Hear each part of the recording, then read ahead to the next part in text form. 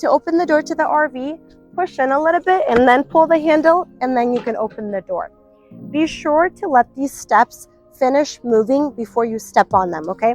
This is a common mistake that our renters do, is that they'll step on the step before it's finished opening, and that doesn't give the gears a chance to lock out yet, and that could actually damage the step. So we definitely don't want that. Also, when you're parking, okay, if you're parallel parking somewhere, it's so important for you to leave room for the steps to open. So try to park about 2 feet away from any curb or like a rock or something, because you cannot have your step hit anything. If the step hits something, again, there's these gears in there, it could strip the gear and it could break, okay? So just a reminder, 2 things: leave room for your step to open and wait for it to finish opening before you step on it. Okay, let's talk about your first control panel. This right over here is your step button.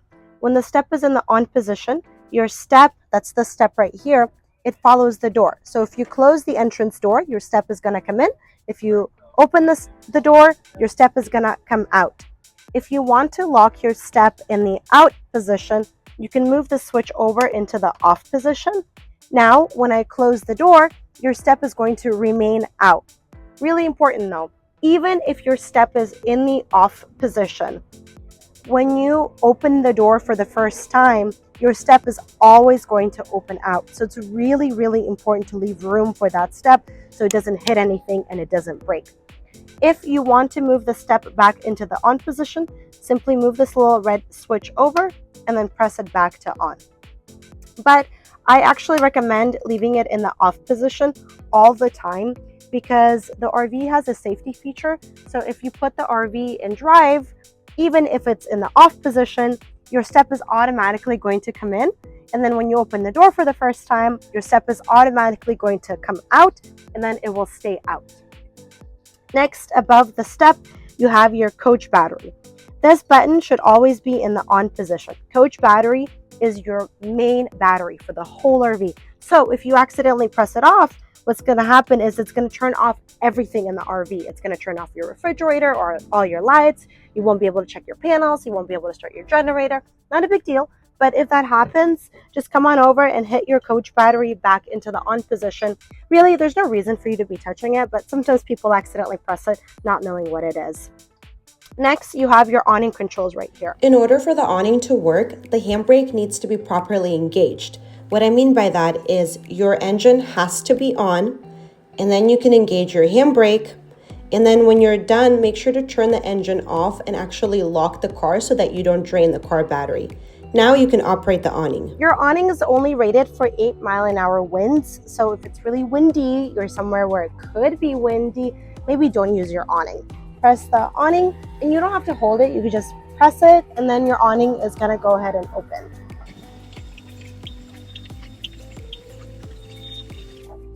What's cool is that you also have your awning lights right here. You press them on, and there's your awning lights.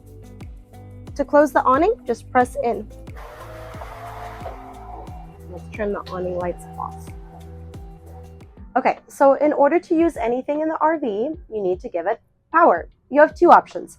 You can either have an electric hookup, or you can use the generator. Your generator controls are located right over here, and to turn the generator on, press and hold the start button. Hold it, hold it, hold it. There it goes, okay? Keep holding it until you hear that it's running all the way. A really common mistake that our renters do is that they'll just gently tap that start button, and then the second they hear something, they'll turn it off, and then the generator doesn't have enough time to actually catch, okay? So hold it, even hold it a little bit longer than you think you need to, really give it a chance to get going. Once the generator is running, you'll know you're getting power from it because you'll actually see the zeros on the microwave, or the lights on the microwave rather. It is okay to drive with the generator on, no problem. And the generator uses your liquid propane. On a full tank of liquid propane, you can run your generator for about 10 to 15 hours, okay? To turn the generator off, just go ahead and press that stop button. And your stop button, when you press it, it'll go into auto stop, but we just want to have it in manual stop. That way you can control when the generator turns on and off from. In the RV, you can only operate one heavy draw item at a time, okay? A heavy draw item is anything that you plug in. It's an appliance. So it's your induction cooktop, it's your microwave, toaster, tea kettle, coffee maker, a hair fan if you're bringing one. Also AC and heat pump. You could operate all these just one at a time. So turn your microwave off, use your induction. Turn your induction cooktop off, use your toaster, okay? One at a time. And it's not like you can double up. It's not like you can run the generator and have an electric hookup at the same time. So then, oh, you can run two. Doesn't work that way, okay? It's just one at a time. There actually is one more power source you can use beyond the generator or an electric hookup. It's located above the kitchen in this compartment. This is your inverter. To turn it on, simply press this button right over here. The inverter is not strong enough to power the air conditioning. However, it is strong enough to power everything else, including the TV. So you could have the inverter on and have a movie playing while you're driving. The only caveat with using the inverter is that when it is on, it's actively depleting your house battery. Remember, you have to keep your house battery above 12.6. So if you have the inverter on, it's depleting your house battery.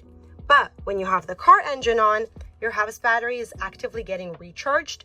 So it is okay to have the inverter on at the same time as having your car engine on and not be concerned about your house battery running low. But if you turn your car engine off, absolutely be sure that you turn the inverter off at least within 1 hour. Otherwise, you might drain your house battery. Okay, let's get back to the control panel.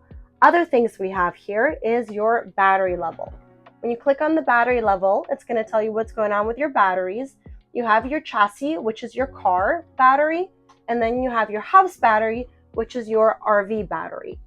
It's really important to keep that house battery above 12.6. If you see that it's starting to approach 12.6, it's already approaching a low battery. And at that point, you really should go ahead and recharge your house battery. And the way that you recharge your house battery is by either running the car engine or plugging into an electric hookup, which is the best option. If you have that option, always go for that, or running the generator. But keep in mind, the generator does need for there to be some power in your house battery in order to start. So if you try to start your generator and it's not starting and you see that you have a low battery, it just could be too low for your generator to start. So in that case, start your car engine, let your car engine recharge the house battery a bit, a couple minutes, 1 or 2 minutes, and then you can start your generator. Your generator really is the fastest and most efficient way for you to recharge your house battery. So the chassis does recharge your house battery as well, but just at a slower rate. And your RV also has your solar panels. They help to trickle charge your house battery. So it's not going to get you from empty to full, but it does help to keep the fridge running, for example. You don't need to do anything with a solar charge controller. It just does its own thing, but I wanted you to know that it was there. Tank levels tells you what's going on with your tanks. So you can see that your freshwater tank is currently full. Your liquid propane tank is 3/4. Liquid propane is what your generator uses. It's also what your water heater uses, your furnace, and your gas stove. All these things use your liquid propane. So it's best not to let your liquid propane run out, okay? If you see that you're at 1/4, maybe it's time to think about going and refilling it. The easiest place to refill liquid propane would be at U-Haul, or you can download the free app called Alt Fuel. And on there, it'll show you a list of places that have liquid propane for RVs. Okay, let's get back to the panel. Then you have your gray waste tank. It's currently empty. Gray waste is the waste from the sinks and the shower. And then you have your black waste tank, which is the waste from the toilet. It's not going to go from empty to full right away. It will break it up into quarters so you can keep track of where you're at. Then you have your water pump right over here. You have 3 different places where you can turn the water pump on and off from. So the first place is right over here. Another place is right over here in the bathroom, okay? And then the third place is outside by where your electric hookup is. It doesn't matter which one of these places you use to turn on and off from. They all go to the exact same water pump. So you can turn it on here, turn it off there, all the same. It's really, really important. So I said it twice, it's so important for you to have some water in your fresh water tank before turning on your water pump. So if your fresh water tank is empty, you cannot run your water pump because you risk burning it out, because the water pump, it looks to pressurize, it looks for that water in the tank, and if there's no water in the tank, it can't pressurize, continues searching for it, and it can burn out. Okay, so check how much water you have in the fresh water tank first, and then you can turn on the water pump. Or if you have a water hookup, you are not going to use the water pump, okay? Because even if you have a water hookup and then you go to turn on the water pump, the RV is going to prioritize taking water out of your fresh water tank through the water pump, and it's going to completely ignore that you have a water hookup. So again, if you have a water hookup, no water pump. And before using the water pump, you're going to check how much water you have in the tank. All right, to open the slide out, first you have to turn the RV on, engage your handbrake, make sure that that curtain up there is tucked out of the way so it's not getting caught. Make sure that the space all around the slide out is clear. You don't want to have anything stored here as you're opening it. Please don't have anybody sitting on either of the couches. So not here, not here. We don't want that extra weight on the gears. And then lastly, of course, make sure that there's enough room for the slide out to open. Your slide out room switch is located right over here. You press and hold it while the slide out is opening out.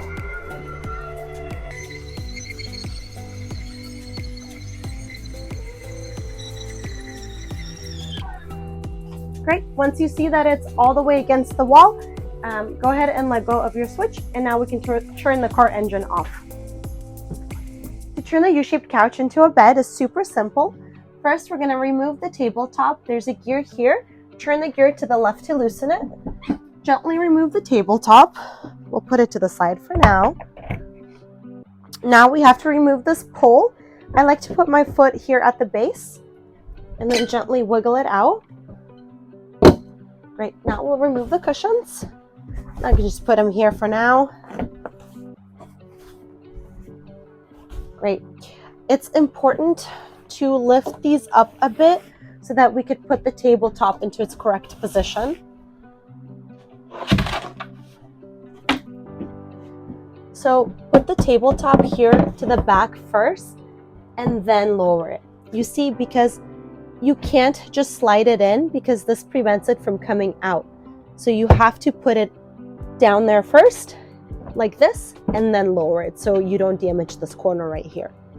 Now we can close the compartments, and then these cushions just fit into here like a little Lego. That's it. To turn the couch into a bed, first remove the cushions. Of course, you have to have the slide out open, otherwise there's not going to be any room. Open the legs up. And the switch is right here in the bathroom. Just press down. Now, it's really important for you to actually catch the bed so that it could gently come onto the floor, because otherwise the bed is just going to slam onto the floor and it could indent the floor, and we don't want that. Now you can just adjust your mattress so that this could go down flat so it's comfortable to sleep. There you go, and you can put your pillows and blankets on here.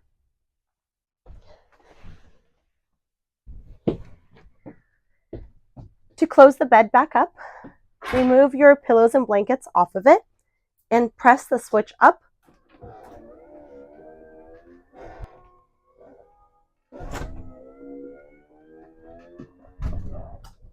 And then just press this in so that you can close the doors, or the legs, excuse me. And then put the cushions back on.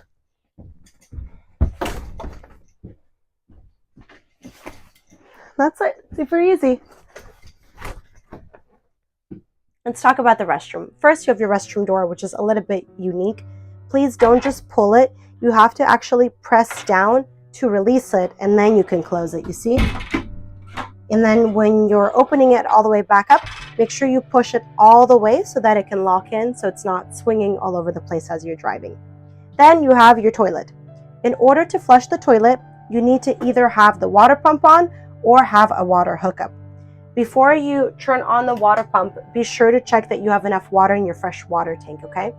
We don't want to run this pump dry. To flush the toilet, there's this pedal to the right of the toilet. Simply press down and there it goes, okay?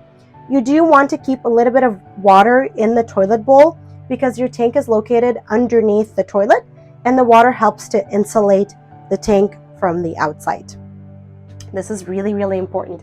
Please only use the provided RV toilet paper, okay? This is a specially rated toilet paper just for RVs and boats. It breaks down differently than your regular household toilet paper. If you happen to run out of the packs that we provide you, you can get more at Camping World or Walmart, or even your campground store often has this.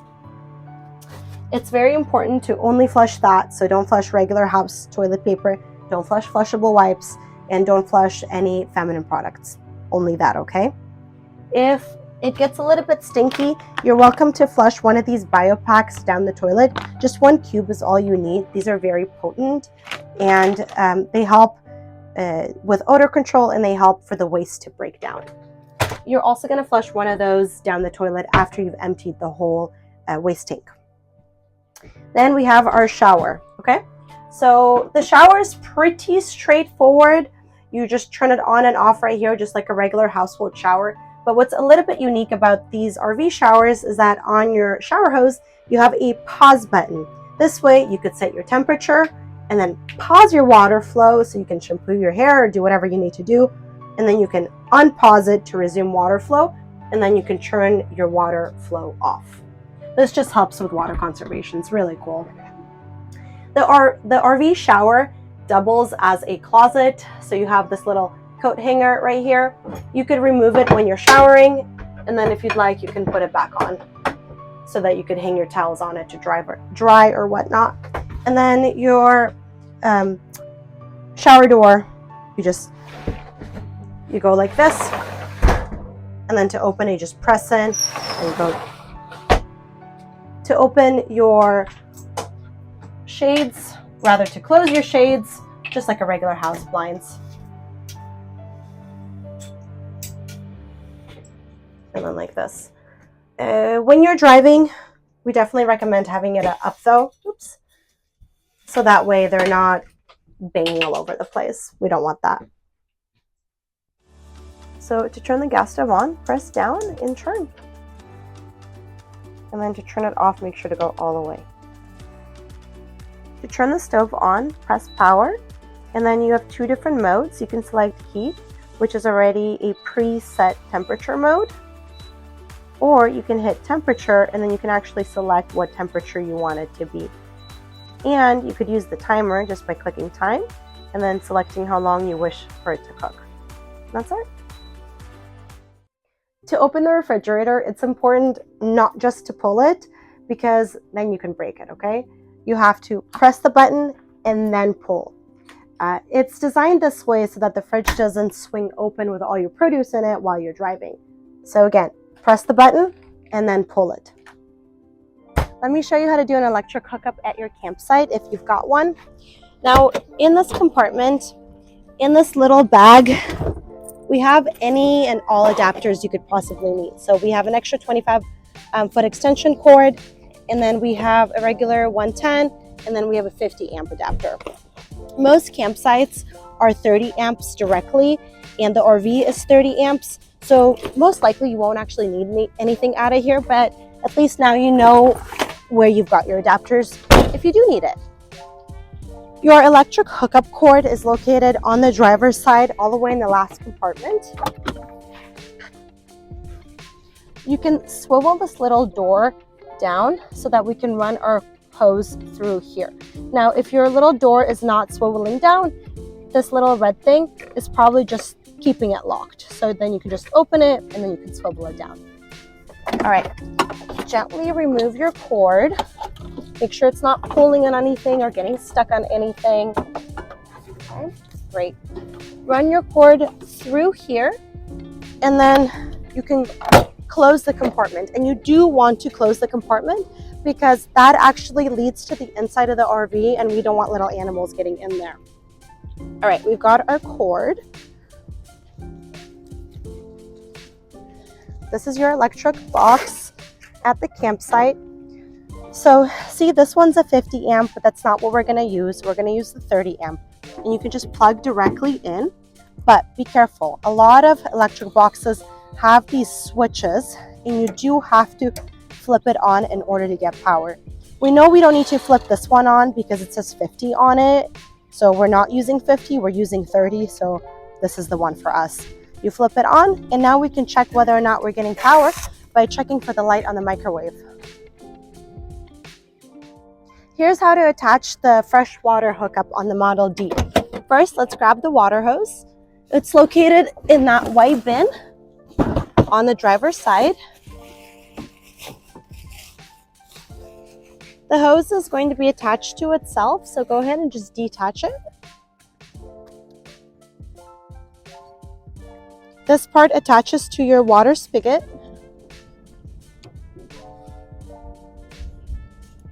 Make sure to align it properly so that it doesn't leak. If you open it and you see that it's leaking, that means maybe you just attached it at an angle. So then just remove it and try again. No problem. All right.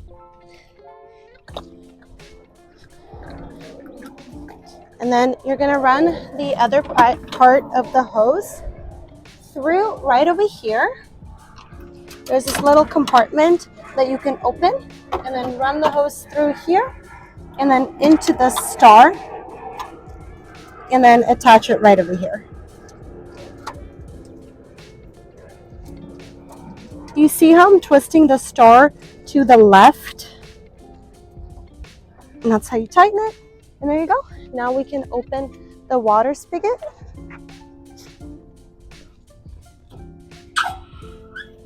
Perfect. Now we have water in the motorhome. Make sure not to touch any of these silver knobs. They're all already set up the way that they should be, and they should not be touched unless specifically instructed. When you do a water hookup, you're not going to use the water pump, okay? Because when you're connected to water hookup, as we are right now, you're already getting water pressure from your hookup. If you forget and you turn the water pump on, it's not a big deal. But what's going to happen is the RV will prioritize getting water from your tank, the fresh water tank, instead of getting water from your hookup. A little pro tip for you: when you go to remove your hose from your water hookup, when you're turning the star to the right, if you find it really difficult to turn like I am right now, it's just not releasing. What happens is there's water pressure in your water hose, and it makes it difficult to release. So go ahead and turn your water off, obviously, because we don't want to get sprayed, and then remove this part first. You see there's water because there's a lot of pressure. Let's twist this off. There it is. Drain the water, and now it's going to come out super easy. See? Make sure once you're done with your water hose, drain all the water out of it, or as much as you could, and then be sure to attach it back to itself so that it's not draining all over the compartment.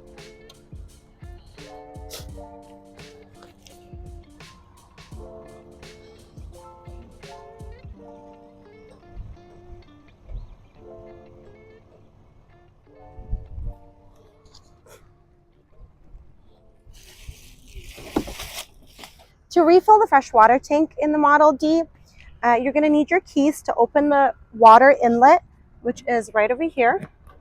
It's the small gray key that opens it. Your fresh water hose is located in the white bin.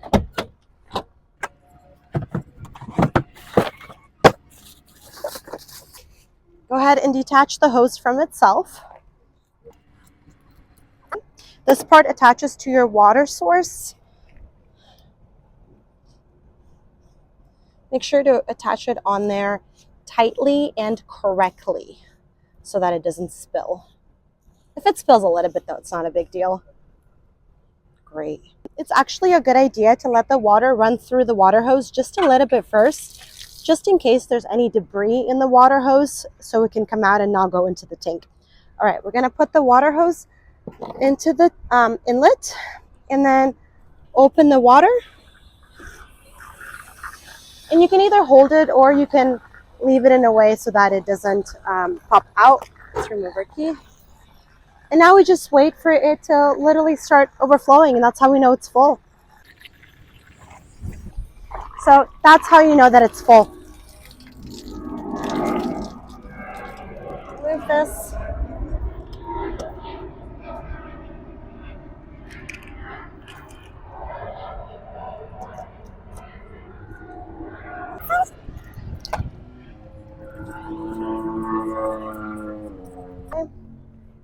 I'm gonna drain a little bit of that water out of the water hose.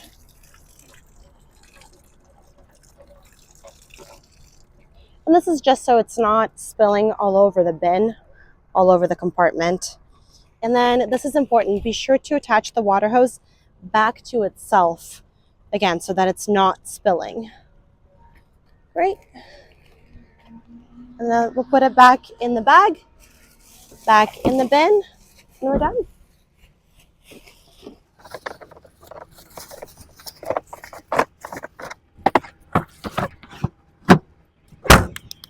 Emptying the waste tanks on the Model D. First, grab your gloves, which are located on the driver's side door.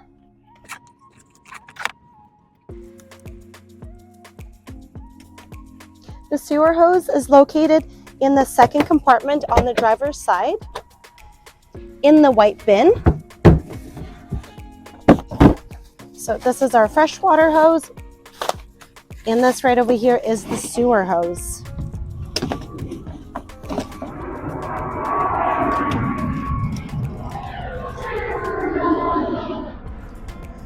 You always want to put the sewer hose into the sewer outlet first, just in case. All right, we've got that. You just put it directly in. Sometimes you could twist it on. It just depends on which sewer outlet it is. This particular one at Dockweiler, you just put it in, that's it. All right, we're gonna run our sewer hose right over here and then twist the cap off. Twist the hose on. All right, when emptying the waste tanks, you always want to empty the black waste tank drain first.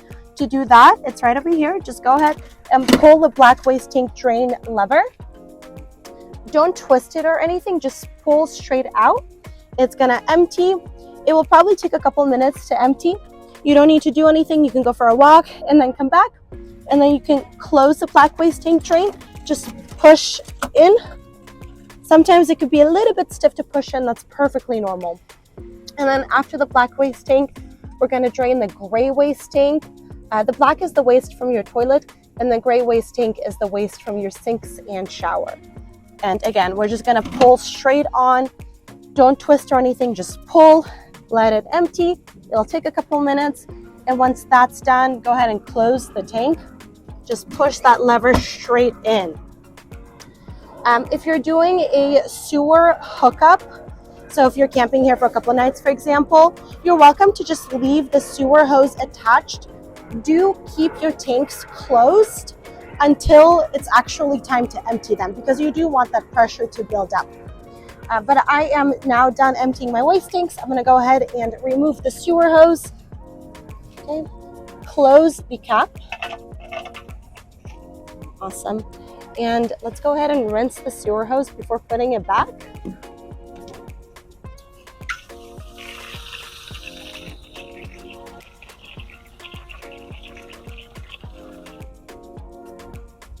And then drain it just by doing this.